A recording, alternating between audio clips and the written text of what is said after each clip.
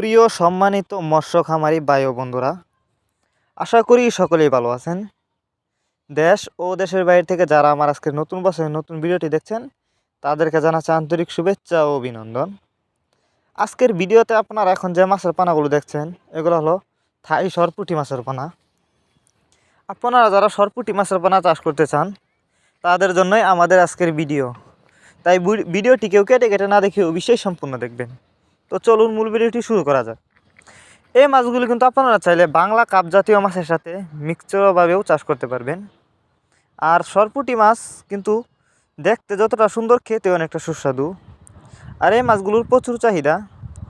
আপনারা যদি এই মাছগুলো আমাদের কাছ থেকে সংগ্রহ করতে চান তাহলে আমাদের ভিডিও টাইটেল এবং ভিডিও ডেসক্রিপশন বক্সে আমাদের ফোন নাম্বার দেওয়া আছে। নাম্বার সংগ্রহ করে আমাদের সাথে যোগাযোগ করে মাছগুলো সংগ্রহ করতে পারবেন। এটি কিন্তু নতুন চাষের মাছ। আপনারা এই মাছগুলো অল্প কিছুদিন চাষ করে বাজারজাত করতে পারবেন। এই মাছগুলো চাষের ক্ষেত্রে অনেক সুবিধা রয়েছে। আপনি চাইলে যে কোনো পুকুরেই খুব সহজে মাছগুলো চাষ করতে পারবেন।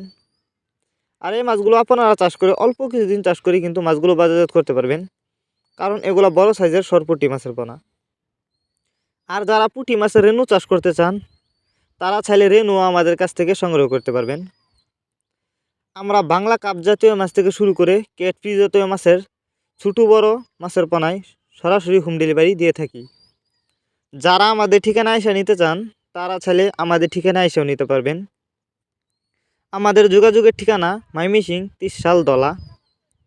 এই মাছগুলো আমরা অক্সিজেনের মাধ্যমে যত্ন সহকারে হোম ডেলিভারি করে থাকি, যে কারণে একটা মাছেরও কোনো ক্ষয়ক্ষতি হয় না।